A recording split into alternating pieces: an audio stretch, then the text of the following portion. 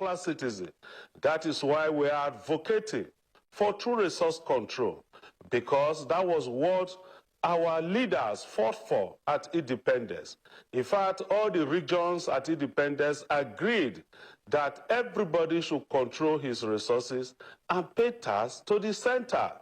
And that was what we practiced before the military came on board under Agoye Rose and destroyed the entire thing. And till today, Nigeria has never witnessed peace again. What we are now advocating for in this constitutional amendment is that we should fall back to the agreement at independence, where people control their resources and pay tax to the center, where people cannot grow at their own pace. For example, when oil was discovered in Oloibiri, the Prime Minister, Tafawa Balewa, wrote a letter to the Premier of Eastern Region congratulating him because he had seen additional source of revenue in his region. But today, you have the money from gold. You have gold in Zamfara, you have gold in Abuja, you have gold in Nasarawa.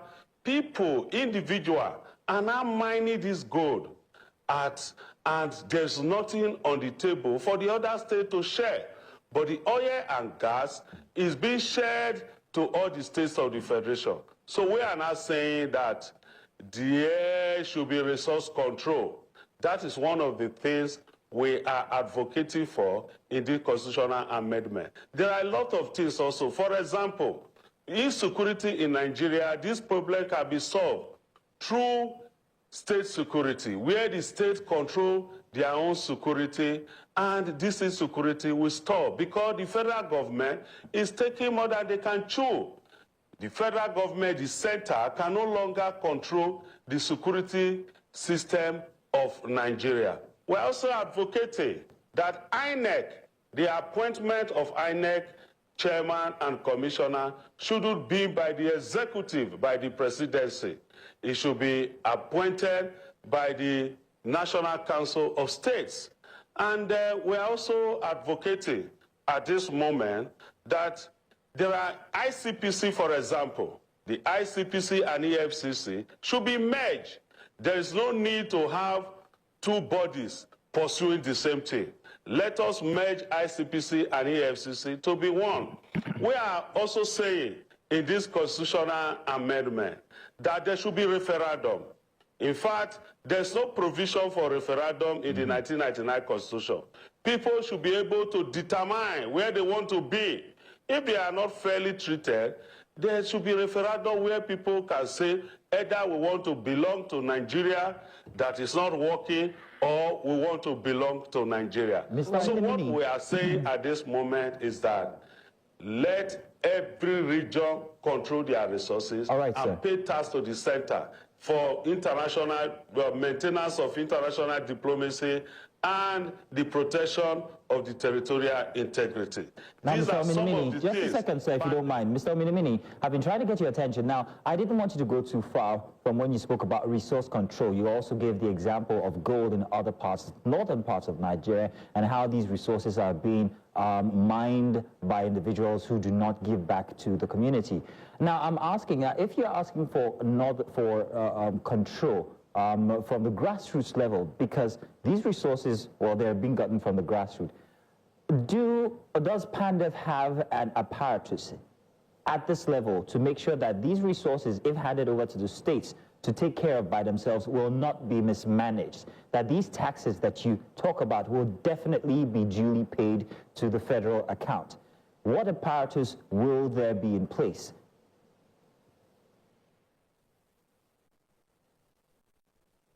Okay, thank you very much. At the moment, if you look at the extraction of gas and crude oil, the federal government cannot tell you the truth as to the quantum of gas they are taking from Niger Delta. Nobody knows the quantum of gas that is being taken daily from our soil. So if the state is allowed to control their resources, there will be high development. For example, at independence, the regions that were the federative unit as at that time, were contributing 20% to federal government and 30% to the resharing pool and retain 50%. So the issue of mismanagement will not arise because everybody in the state knows very well that these resources belong to the state and everybody will be involved. A situation where Commissioner of Finance goes to Abuja every 4 weeks to collect money, the system has made the state governors to be lazy. Nobody looks at how they can generate revenue in their area again because these natural resources have been taken over by the federal government.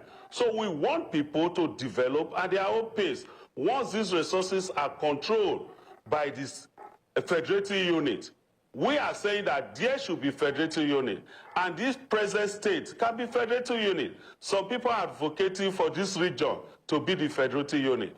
But the essence is that once these resources are controlled at the federating unit level, they cannot develop at their own pace. Some people will choose to develop on agriculture, some people will develop on technology. Now there's no competition.